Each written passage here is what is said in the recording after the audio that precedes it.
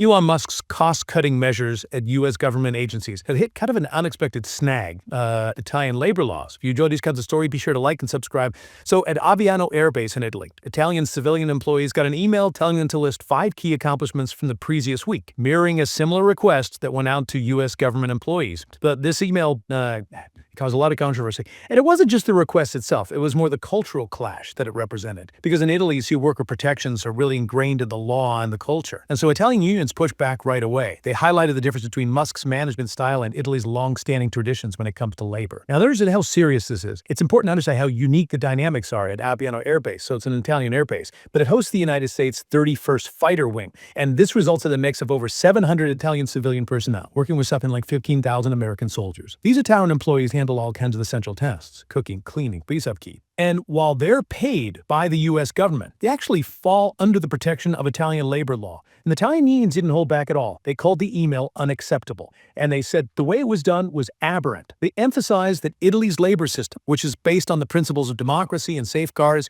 and protections from contracts, needs to be respected. This incident might seem small, but it's triggered this debate about whether Musk's kind of disruptive, efficiency-focused approach can work in a culture that puts job security first. But this story goes deeper than just one email. Things have been brewing at Aviano for a while now, a recent hiring freeze. And the fact that they suspended the credit cards that Italian employees use to buy equipment for the base have just added more fuel to the fire. It's created anxiety among the Italian workers, who are now worried about losing their jobs. And then there's another layer to this. President Trump has questioned the U.S. commitment to NATO, and he's pushed for Europe to spend more on defense. And this has raised concerns that there might be spending cuts at U.S. bases overseas, including the ones in Italy. And this rhetoric has just made the Italian workers at Aviano feel even more uncertain and uneasy. So this clash of ideologies has kind of been compared to like the Wild West of American labor practices versus the really strong worker protections in Italy.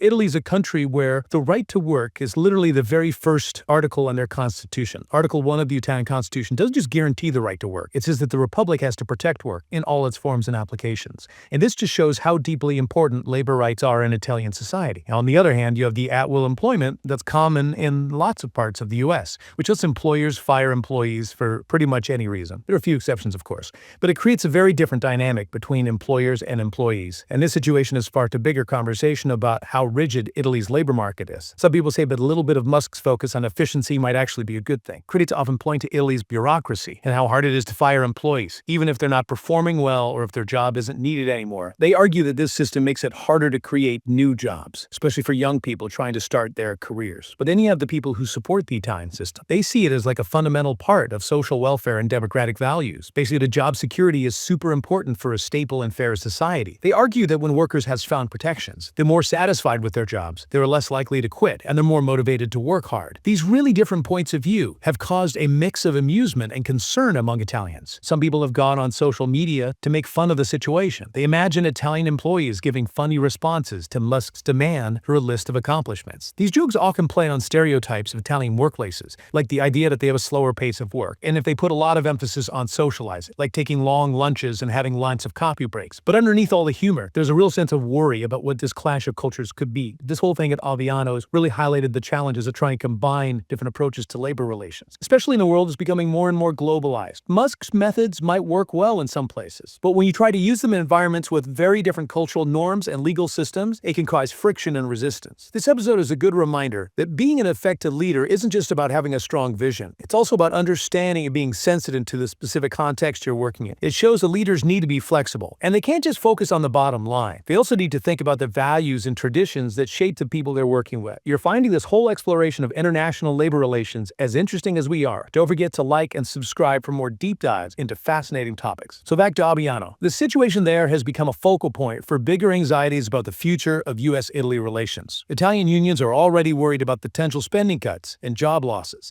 and they see this email incident as a sign of disrespect and maybe even a warning that worker rights could be eroded further. They're afraid that Musk's enthusiasm for cost-cutting could lead to worse working conditions, and that long-standing labor protections could be taken away, creating an atmosphere of fear and insecurity. And this unease is even stronger because nobody's sure about the U.S. commitment to NATO and whether military spending in Europe might be reduced. The possibility that bases could be closed or downsized is a big concern, and it's adding to the worries of Italian workers who depend on these jobs for their livelihoods. They're worried that the drive for efficiency and cost cutting could end up hurting them and could destabilize their community. So this whole situation at Aviano really shows how complicated it is to manage a global workforce, especially now with technology changing so fast and all the shifts in global politics. As companies and governments try to operate across borders, they have to deal with so many different things: cultural differences, legal systems, economic factors. It's a lot to navigate, and what happened at Aviano is a good example of what can go wrong. It shows how important it is to be sensitive to different cultures, to communicate openly, and to be willing to adjust management practices to fit the local situation. You can't just assume that one way of doing things will work everywhere.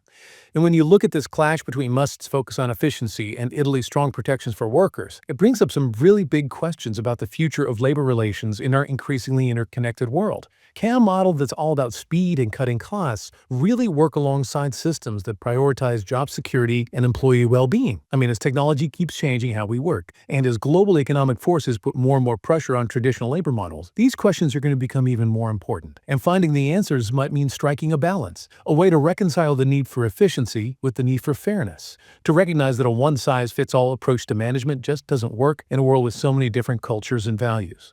If you found this deep dive interesting, be sure to like and subscribe for more explorations of these kinds of complex global issues. Until next time, keep questioning, keep learning, and keep diving deep.